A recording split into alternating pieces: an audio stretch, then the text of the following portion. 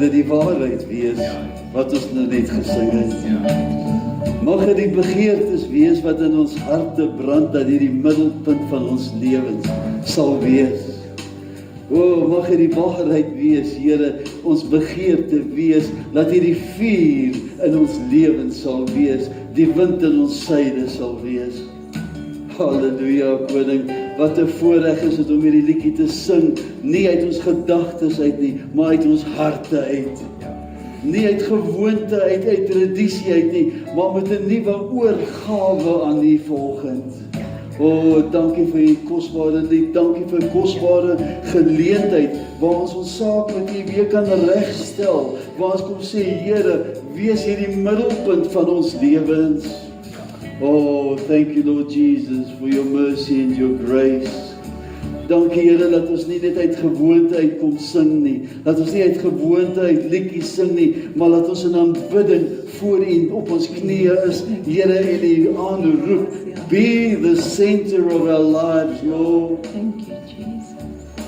Here, nie die dinge van die wêreld nie my werk nie my kinders nie my familie nie, maar U in die middelpunt, Here. Laat dit wat brand in ons harte vanoggend, Here. Dat ons die waarheid gesing het, dat toe ons dit sing, laat ons dit bedoel het uit die diepte van ons harte. Here, want U ondersoek die harte. U ken elke gedagte. U weet, Here, U weet, as ons dit net gesing het uit tradisie uit, of ons dit gesing het met 'n oorgawe aan U. Maar ons wil net vir U dankie sê, vir 'n geleentheid wat ons het om 'n lofoffer na U toe te kan bring vanoggend. Dankie, Here, ons weet dat die einde kom nader, waar die geleenthede om U te aanbid verby gaan. Dit is onder genade dat ons vanoggend aan U 'n lofoffer kan bring. En ons glo dis vir U aanneemlik gewees, Here. En ons dankie vir die kosbare geleentheid. En ek bid dit in die wonderlike naam van ons koning. Amen en amen. Baie dankie aan die voorsangers en die musikante. It was wonderful, it was wonderful, it was wonderful. Praise the Lord.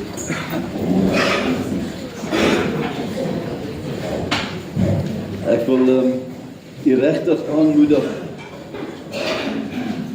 dat wanneer ons die praise and worship doen, dat U die erns van die saak besef. Dit is so maklik om net woordjies te sing, en terwyl ons sing is ons gedagtes daar, of ons gedagtes is daar. Daar's twee dinge wat ons vanoggend kan doen. Ons kan 'n lofoffer bring, en ons kan 'n finansiële offer bring. En moet asseblief nie dat hierdie kosbaarste lofoffer net 'n gewoonte word, 'n tradisie word. Sê, ag, daai liedjie ken ons. Dat daai woorde brand.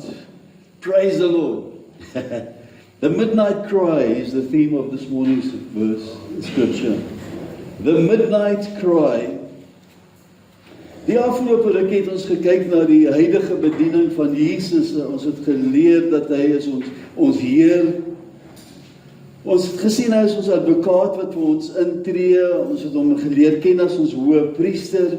En laasweek het ons gesien dat hy is heiliglik vandag die wysheid en die krag van God.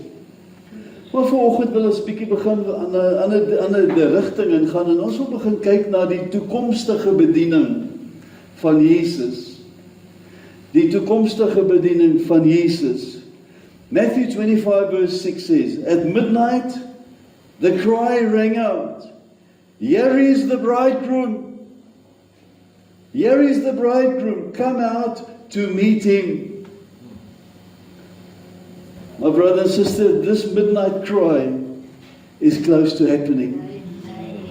It is a call to repentance, it is a call to faith, to trust in Jesus as our Lord and our Savior. It is a call to obedience. Is ons reg vir Jesus se wederkoms? Is ons verhouding in plek met hom? Soos jy weet, is hierdie skrif 'n gedeelte van die gelykenis van die 10 maagde wie gewag het vir die bruidegom se koms. 5 was wys met ekstra olie van hulle lampe en 5 was dwaas wie dit nie gemaak het na die bruiloft toe nie.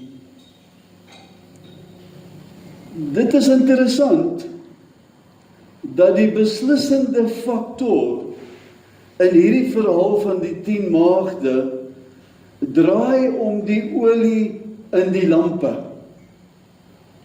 Dit is nie hulle klere nie, dit is nie hulle gedrag nie, dit is nie of hulle skoene aan het of nie, dit is olie in hulle lampe. Dit blyk so onbenullig te wees. Hulle is reeds by die deur. Hulle is aangetrek. Hulle is reg om in te gaan. Waarom is die olie dan 'n issue? Waarom is olie 'n faktor in hulle aanvaarding om die bruidegom te kan ontmoet? Jy sien, as ons die woord bestudeer, dan sien ons dat olie is simbolies van die Heilige Gees in die woord. Oil in a lamp symbolizes spiritual preparedness. Oil in a lamp symbolizes faith and obedience to God's will.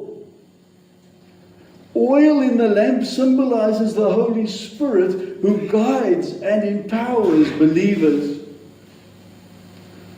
So the 5 foolish were not spiritually ready and were not able to enter. Die 5 wie dwaas was daar. Hulle het verwag dat hulle sou kon ingaan.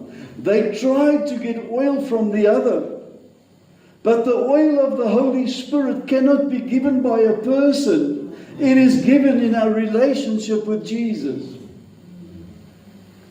Being ready requires relationship. It requires faith. It requires discipline. Being ready, having the oil of spiritual preparedness comes through faith, through good works and dedication to God. Toe die 5 terugkom met die olie, wat hulle gaan koop het, toe hoor hulle die woorde, ek ken julle nie. So die werke, wat hulle gedoen het, om olie te gaan bekom, was in werke gefondeer, en die Here ken hulle nie. Die wie deur werke, en nie deur geloof, en die leiding van die Heilige Gees in 'n verhouding met Jesus geleef het nie, was onbekend. Hy het hulle nie geken nie, en kon nie ingaan na die bruilof toe nie. Hulle het geweet van Jesus, hulle het geweet van die bruilof, maar die bruidegom het hulle nie geken nie. Where would we find ourselves this morning if we heard the midnight cry? What is the implication when Jesus refers to us as his bride, who is acceptable at the wedding feast? What picture does Jesus have? What picture does he want us to have of a marriage? Jy weet, God kommunikeer met ons in prentjies of beelde wat aan ons bekend is. Ons as mens het 'n beperkte vermoë om 'n onbeperkte God te probeer verstaan en 'n verhouding met hom te kan wees. So God gebruik bekende gebeurtenisse soos 'n bruilof om waarhede aan ons bekend te stel. Soos jy weet, is die Bybel vol van hierdie beelde wat God gebruik om ons te leer van hom en wat hy verlang in die verhouding met ons. So het ons ook in die Ou Testament beelde van die tempel, beelde van verskillende offers. Ons het die nagmale se beeld, ons het die psalms wat dit uitbeeld, die groot doop en so voort. So Jesus gebruik die beeld van 'n huwelik in ons verhouding met hom. Dit is nogal interessant, dat dit 'n huwelik, 'n paartjie gebruik om ons verhouding, ons verwantskap met hom te beskryf. Jesus kon byvoorbeeld gesê het, die verhouding tussen ek en julle is soos 'n koning en sy diensknegte. Hy kon gesê het, nee, ons verhouding is soos 'n pa en 'n seun. Maar Jesus kies 'n verhouding tussen 'n man en vrou, om uit te beeld die verhouding wat hy verlang met ons. Dit neem ons natuurlik nou weer terug na Genesis toe, waar ons leer dat ons in God se beeld geskape is. Genesis 1:27, u ken dit. En God het die mens geskape na sy beeld. Na die beeld van God het hy hom geskape. Man en vrou het hy hulle geskape. Initially, God's relationship was with Adam and Eve. Then God stood in relationship with his people Israel through kings and priests, you know the history. But now in these last days, ultimately God stands in a relationship with all nations through Jesus. They who accept Jesus becomes part of his body, the body of Christ, and the church is pictured as the bride of Christ. Nou die beeld van 'n huwelik nooi ons na 'n dieper, intieme, persoonlike verhouding met Vader. In Efesiërs 5 gee Paulus so 'n insig oor die huwelik verhouding wat ons instaan met die Here. Hierdie is nie 'n baie populêre skrif vir die moderne mens nie, veral nie waarvan 'n vrou gevra word om onderdanig te wees aan haar man nie. Daar is tog ander skrifte wat bevestig dat 'n man en 'n vrou in die huwelik eintlik een geword het. Maar die huwelik was bedoel gewees vir 'n lewenslange verbintenis waar twee mense een word. Nou dit is belangrik dat ons hierdie besef, my boetie en sussie, dat hierdie gedeelte in Efesiërs 5 wat Paulus aan ons voorhou, sy fokus is ook ons huwelik met die Here. So wanneer hy hierdie huwelik beskryf, is dit nie net tussen 'n man en vrou nie, maar dit is die huwelik tussen ons en ons Here. Bevestig in Efesiërs 5:32. He says, "This mystery is very great, but I speak concerning the relation of Christ and the church." Paul says that our marriage should look like this in Ephesians 5. But the actual point he is trying to make is what our marriage relationship should look like with the Lord. As Paulus sê, vrouens, wees aan julle mans onderdanig, en ons pas dit toe in ons verhoudings met die bruidegom van Christus, vra Paulus dat ons onderdanig moet wees aan Jesus. En ons het nie 'n probleem daarmee nie. Ons het nie 'n probleem daarmee nie. Maar ek neem gou na Efesiërs 5:22 toe. Wives, be subject, be submissive, and adapt yourself to your own husband as a service to the Lord. Verse 23, for the husband is head of the wife, as Christ is the head of the church. Hy sê dit duidelik, himself the savior of his body. Maar soos die gemeente, vers 24, maar soos die gemeente aan Christus onderdanig is, so moet die vroue dit alle ook in alles aan hulle eie mans wees. Husbands, love your wives, as Christ loved the church and gave himself up for her, so that he might sanctify her, having cleansed her by the washing of water with the word. Verse 27, that he might present the church to himself, in glorious splendor, without spot or wrinkle or any such thing, that she might be holy and faultless. Praise the Lord, that she may be holy and faultless. Verse 28, even so husbands should love their wives, as being in a sense their own bodies. He who loves his own wife loves himself. Dis daarom stupid, kan ek die woord gebruik, stupid. Om lelik met jou vrou te wees, want jy is lelik met jouself. Dit maak nie sin nie. Vers 29, want niemand het ooit sy eie vlees gehaat nie, maar hy voed en hy koester dit net soos die Here die gemeente. want ons is lede van sy liggaam, van sy vlees en van sy bene. Vers 31. Daarom moet die man sy vader en sy moeder verlaat en sy vrou aankleef en hulle twee sal een vlees word. Hierdie verborgenheid is groot, maar ek sê dit met die oog op Christus en die gemeente, is duidelik, nee. Wanneer hy praat oor hierdie huwelik, praat hy ook oor ons verhouding met Christus en die gemeente. So God is giving us a picture of what our marriages are supposed to be. Our marriages are to be living pictures, representing God's love and His will for mankind. Our marriage is deeper than something between a man and a woman. Our marriage represents love for His people. It is good to have a marriage that Paul describes. The good marriage is a signpost pointing to our relationship with Jesus. Mans word gesê om hulle vrouens lief te hê soos Jesus sy kerk lief het.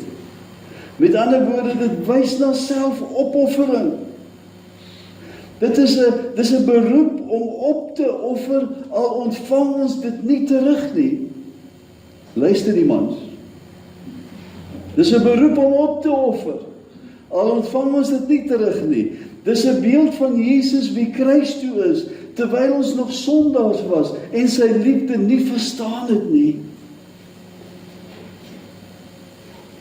This is a type of love that puts his wife's needs above his own. It is a love that seeks the best for her, pursuing her, lifting her up. Can we recognize Jesus' commitment of love towards us? As die manne hulle vrouens liefhet soos Jesus sy kerk liefhet, sal die vrouens geen probleem hê met die idee om onderdanig aan hulle mans te wees nie, soos ons onderdanig is aan die Here. As die vrouens ervaar dat hulle mans hulle beste belang het en Jesus se opofferende liefde wys, is dit so maklik vir hulle om hulle mans te vertrou. Ons vertrou hom omdat hy die beste belang vir ons het, al verstaan ons dit nie altyd nie. Halleluja. Romeine 7 vers 4 sê, Likewise, my brethren, you have undergone death as to the law, through the crucified body of Christ. We are not married to the law anymore, so that you now may belong to another, to Him who was raised from the dead, in order that we may bear fruit for God. Soos 'n bruid aan 'n ander behoort, so behoort ons aan Jesus. 2 Korintiërs 11:2 sê, want ek is jaloers oor julle. Ek jaloers oor julle met 'n goddelike jaloersheid, want ek het julle aan een man verbind, om julle as 'n reine maagd aan Christus voor te stel. Jesus self het na ons verwys as sy bruid. Matteus 9:15. En Jesus sê vir hulle, kan die bruilofsgaste dan treur so lank, as die bruidegom by hulle is? Maar daar sal dae kom, wanneer die bruidegom van hulle weggeneem word, en dan sal hulle vas. Jesus bevestig self dat hy die bruidegom is. En as ons kyk na Jesus se toekomstige bediening in Openbaring, wat aan die gebeur is binnekort, lees ons die volgende, Openbaring 19:7. Laat ons bly wees en ons verheug en aan hom die heerlikheid gee, want die bruilof van die lam het gekom en sy vrou het haar gereed gemaak, en aan haar is gegee om bekleed te wees met rein en blink fyn linne, want die fyn linne is die regverdige dade van die heiliges. Vers 9, toe sê hy vir my, skryf, salig is die wat genooi is na die bruilofsmaal van die lam, en hy sê vir my, dit is die waaragtige woorde van God. Praise the Lord, we invited to a wedding, my brother and sister. Make sure that our lamps are full of oil. Make sure that we are dressed in white. Ek wil begin om af te sluit. The love of Jesus is better than wine. He brought me into the banqueting house, and His banner over me is love. Many waters cannot quench His love. Kom ons dank God vir sy liefde vir ons deur Jesus geopenbaar. Kom ons hou ons bloedgewaste kleed skoon en vry van sonde. Kom ons hou ons lampe vol van die Heilige Gees se olie, dat ons kan ingaan wanneer die middernagroep gehoor word. Let us respond to the love of Jesus with true devotion. Amen and amen. Kom ons bid saam. Here, dankie dat U met ons praat vanoggend oor 'n gebeurtenis wat om die draai is. Dankie Here vir die waarskuwing wat sê dat ons moet gereed wees en ons moet ons lampe vol Heilige Gees olie hê en dat ons moet skoon aangedryf word. Vader, help ons hierin. Laat ons nie gly nie, laat ons nie verkeerde dinge doen en sê nie. Ek bid Here dat U genade oor ons groot sal wees. En ons weet, ons is we are the righteousness of God through Christ Jesus. Help ons dat ons verhouding met Jesus sal suiwer hou, rein hou, die Heilige Gees leiding sal ervaar en sal reageer. Dankie Here dat ons in 'n huwelik mag staan en mag dit so wees dat ons huwelik sal weerspieël die waarheid van Efesiërs 5, dat dit 'n huwelik is tussen Jesus Christus en sy kerk. Mag ons huwelike so wees as 'n teken, as a signboard for the goodness and the grace of our Heavenly Father. We worship you and we praise you, and I give you all the glory. In Jesus' name we pray. Amen.